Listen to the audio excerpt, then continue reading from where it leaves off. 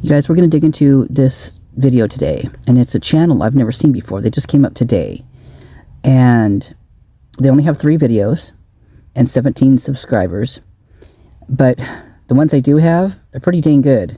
Well, actually, I've only seen 2 of them, but this one really, well, actually both of them did, and I haven't watched the last one yet. So this channel is called Exhibit A, and this is looking into basically the house, the way that was situated in the PCA. All right, so here we go. So I'm going to be stopping it after each of these so I can read them to you and kind of discuss it a little bit. So I want to address here just the house orientation. Note that the parkway, which in U.S. I think we call it parking lot. So it's like where they park the cars. So in front of the house. Note that the parkway is on the north side and Xana's bedroom on the west side, according to the affidavit. Okay, so we've got here, Smith and I entered the King Road residence through the bottom front door on the north side of the building. Officer Smith and I then walked upstairs to the second floor. Officer Smith directed me down the hallway to the west bedroom on the second floor, which I later learned through Xana's driver's license and other personal belongings found in the room was Xana Kernodle's, hereafter Kernodle's room. Okay, so there's that. Okay, I'm gonna keep going here. Okay, on the left side we have King Road, which the reason why it's not called, well, it's actually, the house is actually on Queen Road, but the lot itself is King Road because it's all owned by the same LLC. So that's why that happened right there. So you got the west side, which is facing like Jack and Adam's house. The south side, which is facing the Moyer's house, which is on the hill on Walenta. The east side facing the Queen Apartments and Linda Lane, which is where Enon lives in the Queen. And then there's, they said that Jack Showalter lived in the Queen Apartments, but now I'm kind of wondering if he didn't live in Taylor Apartments, because it said that Hunter also lived in the blue house, like right next door to the house here. You can see it down on the bottom left-hand corner. But I'm finding out that actually Hunter lived in the Taylor Apartments. So I'm thinking what it is his window in the Taylor, which is the long, all the way in the mid-upper right, left of your screen, that long blue type apartment building, that's the Taylor Apartments. So I think the window on the back faced their house, and it probably was a window with a sink or a kitchen or something in it, because it was noted that something about washing dishes, he could look out the window. So that's, as far as I can tell, he did not live on the bottom one, on the bottom left. He lived in the upper one in Taylor. That's Hunter and Emily, and it shows Emily and those guys taking pictures on Taylor Avenue too, and the pictures that were the last ones taken of the girls and Ethan. So I believe he lived in Taylor Apartments with Emily. Okay, and so Showalter might have lived there too. We do know that Enon did live in the Queen Apartments though, so that's for sure. And beyond these Queen Apartments, I call them the Twinkies because aerial view they look kind of like Twinkies laying there in the package. On the other side is the Linda Lane Apartments, where the surveillance camera caught the footage, the audio and all that stuff. So yeah, there's that. Yep, and on the south side there's Walenta Drive. Correctamungo. And video of a suspect video. That's a weird phrasing out there. Did they accidentally double the word video? Is it video of a suspect? Or there is a suspect video which was videoed over? How do they even do that? Yeah, so the combination of DM's statement to law enforcement, reviews of forensic downloads of records from BF and DM's phone, and video of a suspect video, as described below, leads investigators to believe the homicides occurred between 4 a.m. and 4:25 a.m. Yeah, so there's that. Now, would that be the video that was the tripod that was out there? Is that what that is? The tripod out there standing that the photography class had out there? you know, overnight for 24 hours? Where's that video? It was said that it was given to MPD, and then it was said it was given to FBI. I don't know, maybe ISP was thrown in there somewhere along the line. I don't know. Because you can't really figure anything out in this case, because they're always changing it up to their story, whatever story they want at the time, in my opinion. Okay.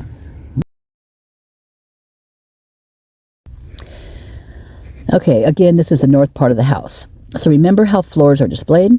She had no other window, which means Bethany, except this one, which is the front where the red are pointing to.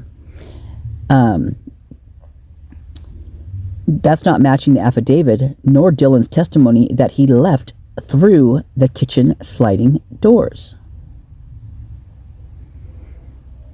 Because if that statement in the video of a suspect video means Bethany caught someone on a video that night, that just doesn't fly. That's not matching the affidavit, nor Dylan's statement or testimony. Testimony, or whoever's that was. So whoever's statement or testimony or whatever that was, I mean, who knows whose mouth that came from? Seriously. There's lots of people and things switching things up, I'd say. Okay, so then you have the side of the building where it shows, you know, the parking level, which is first floor, then second floor, and third floor. So see, first floor wouldn't have windows facing the rear side of the house because they were at ground level. She wouldn't have seen someone leaving through the front door. Exactly. And who knows what Bethany saw? Are we ever going to know what Bethany saw? I don't think we're gonna. You know, not if they have their way anyway.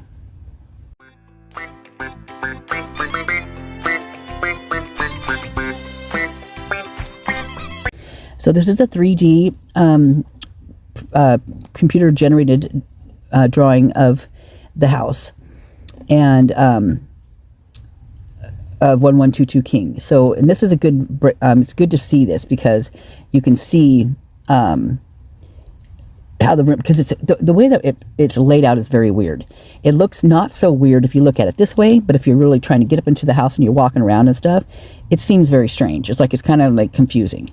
This way, it's a lot easier to understand what you're looking at, in my opinion.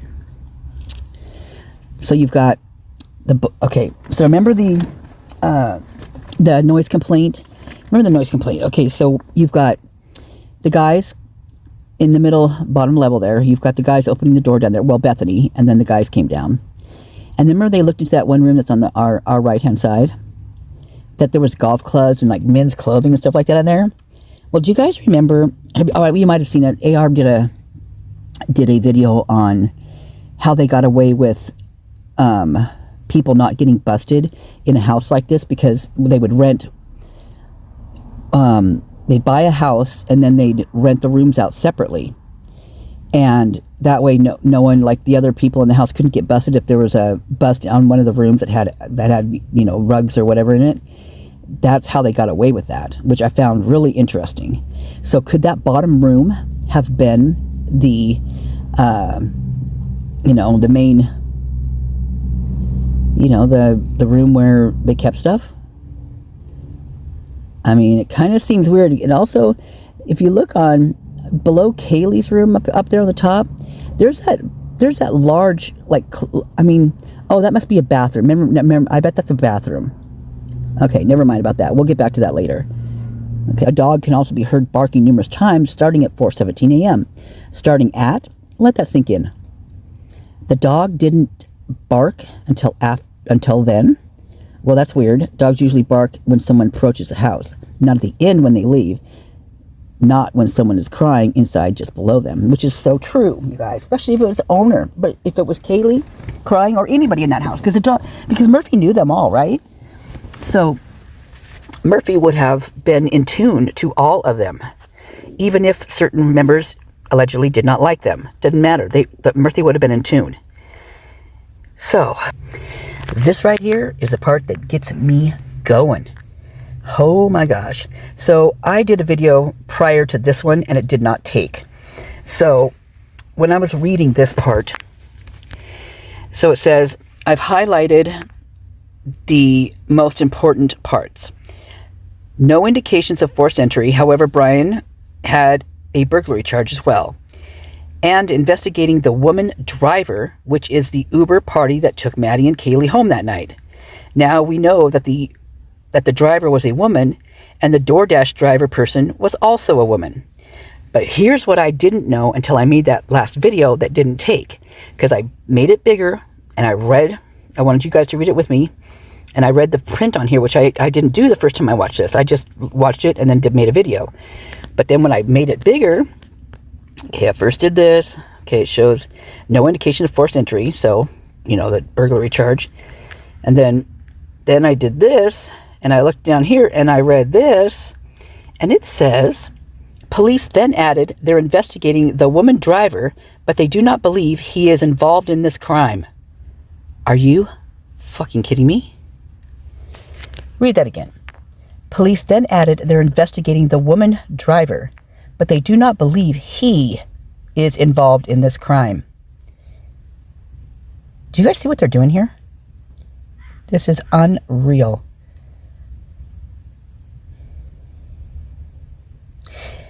They put it in, they wrote it like this so that they could use either or, whatever they wanted, whenever they wanted. To confuse. They're meant to confuse. Who does this? Who is not proofreading this stuff?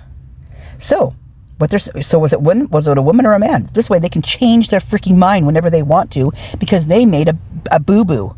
No, you don't make boo-boos on things like this. You just don't. So what is this? What do you guys think? This is crazy. My heart is racing right now.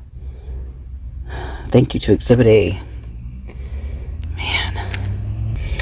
And then we have this.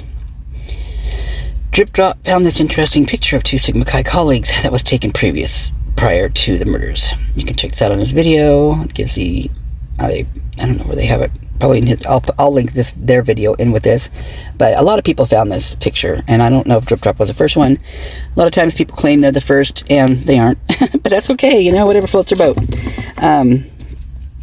So this right here has always been something. Same with the Deadly Six, the guys, right? It's been just a crazy thing. I've got a bunch of stuff on Deadly Six that I've not really put out, so I think I'll have to do that.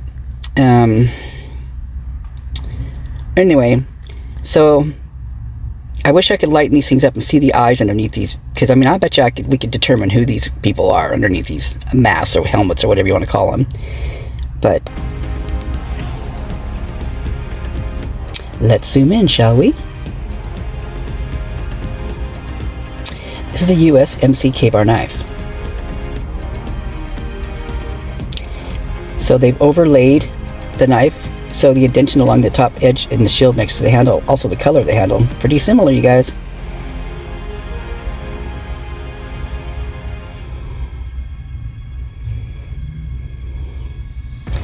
Now let's check out if we match.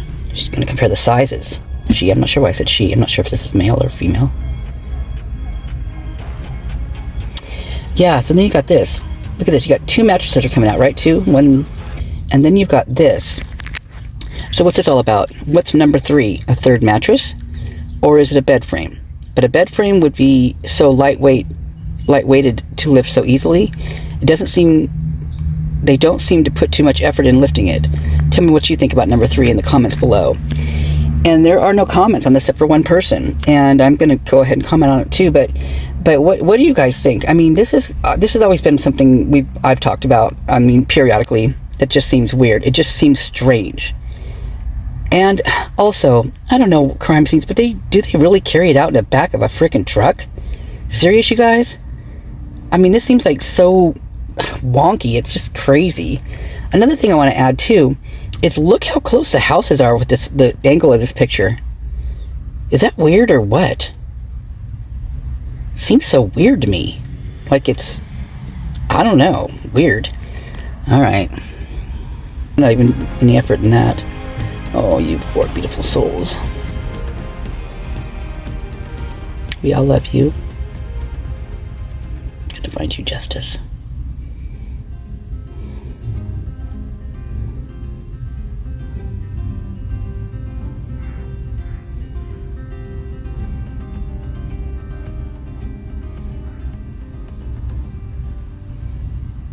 Thanks for listening, you guys. Love ya.